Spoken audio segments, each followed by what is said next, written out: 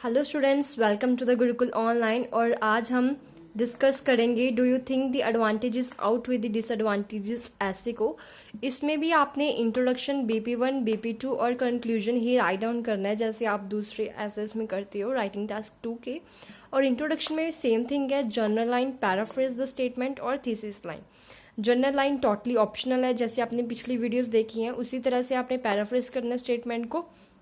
But जो thesis line है advantages out with disadvantages की, वो डिफरेंट है। इस ऐसे में वो कैसे राइट डाउन करनी है, आपने ये कुछ मैंने सैम्पल्स राइट डाउन करे, आप देख लीजिए।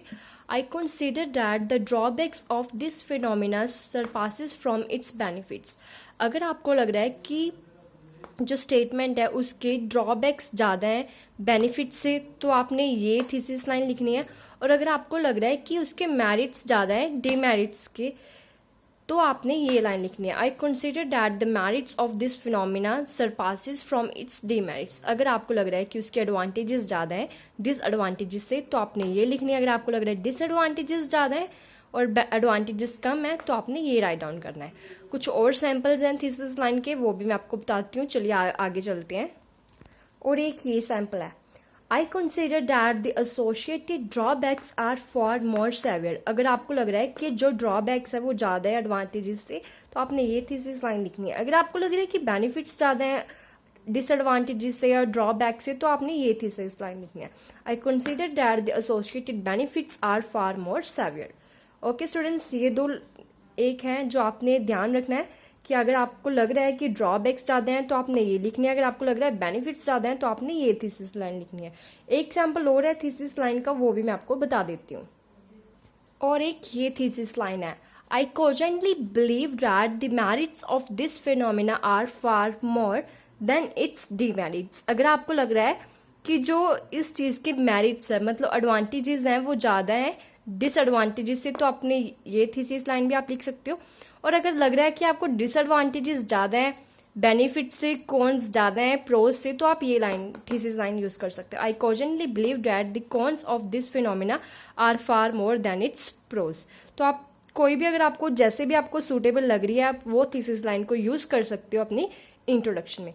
चलिए आगे BP1 और BP2 में आपने किस तरह के फॉर्मेट चूज करना है, किस तरह के फॉर्मेट से आपने एडवांटेजेस आउट विद डिसएडवांटेजेस के ऐसे को राइट डाउन करना है, वो भी आगे डिस्कस करते हैं। तो चलिए आगे BP1 और BP2 में कौन से कनेक्टर यूज करने हैं वो मैं आपको बता रही हूँ। अगर आपको दिया गया है कि do you think the advantages out way the disadvantages है, तो आपने इस चीज को एक चीज ध्यान में रखनी है इस ऐसे में कि अगर आपको कहा गया है कि advantages out way the disadvantages, मतलब आपको क्या लग रहा है कि एडवांटेजेस ज़्यादा हैं या डिसएडवांटेजेस ज़्यादा हैं, और आपको उसमें दिया होगा और गिव योर ऑन ओपिनियन, कि आप अपना ओपिनियन बताइए कि आपको क्या लग रहा है। तो आप हमेशा कनेक्टर्स जो आपने BP1 और BP2 में यूज़ करना है, on the one hand on the other hand, ये कनेक्टर्स आपने हमेशा एडवांटेजेस आउट विद डिसएडवांटेजेस वाले ऐसे में यूज़ करने ही करने हैं। उसके बाद on the one hand on the other hand के बाद, अगर आपको लग रहा है कि उस स्टेटमेंट के एडवांटेजेस ज़्यादा हैं और डिसएडवांटेजेस कम हैं, तो आपने जो एडवांटेजेस आपको ज़्यादा लग रहे हैं तो वो आप हमेशा BP2 में ही राइट डाउन करोगे, मतलब आप अपना ओपिनियन BP2 में राइट डाउन करोगे, और जो आपको कम लग रहे हैं वो आप BP1 में राइट डाउन करोगे। ये हमेशा आपने ध्यान में रखना है। और उसके बाद BP2 में आपने अपना ओन ओपिनियन बताना है, तो उसके साथ साथ आपने ये कनेक्टर भी यूज़ करने हैं। आई थिंक दैट यूज़ कर सकते हो। अगर आपको लग रहा है कि आई थिंक दैट आपने इंट्रोडक्शन में यूज़ कर लिया, तो आप आई बिलीव दैट भी यूज़ कर सकते हो। अगर आपको लग रहा है आई बिलीव दैट यूज़ किया हुआ है पहले उसी ऐसे में, तो आप I ponder that, I consider that कुछ भी यूज़ कर सकते हो। मतलब आपने हमेशा जो अपना ओपिनियन टाइम अपना सिनोनियम चेंज करना है। Okay, then on the one hand के बाद आप अपनी मतलब जो पॉइंट्स आपने मेंशन करने हैं वो आप फर्स्टली, सेकेंडली और last but not least points के साथ आप यूज़ कर सकते हो। ठीक है, ये आपने कनेक्टर्स है जब आपने अपने पॉइंट्स को डिस्क्राइब करना है। और BP2 में on the other hand I think that के बाद आपने अपना ओपिनियन बताना है कि आपको लग रहा है I think that there are many demerits, there are many merits of this phenomena.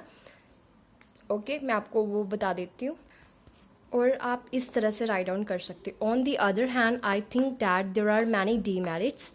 First of all आपने पॉइंट डिस्क्राइब कर देना, उसके बाद सेकेंडली के साथ आपने पॉइंट डिस्क्राइब कर देना, eventually last but not least, last, finally, इस तरह के कनेक्टर्स के साथ आप अपना BP2 के पॉइंट्स को डिस्क्राइब कर सकते हो।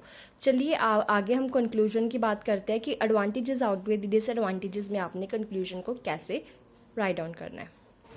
और आपने इसका कंक्लूजन इस तरह से लिखना है, in conclusion I reiterate that. उसके बाद कोई भी आप 2 सेंटेंसेस के साथ आप अपना कंक्लूजन को सम अप कर सकते हो।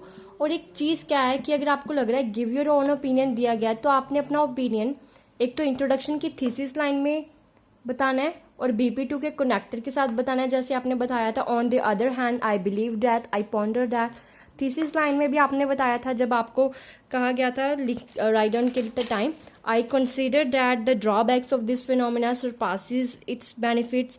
या फिर आप उसको, अगर आपको लग रहा है कि बेनिफिट्स ज़्यादा है, तो आप इस तरह से भी लिख सकते हो, आई consider that the benefits of this phenomena surpasses it's drawbacks.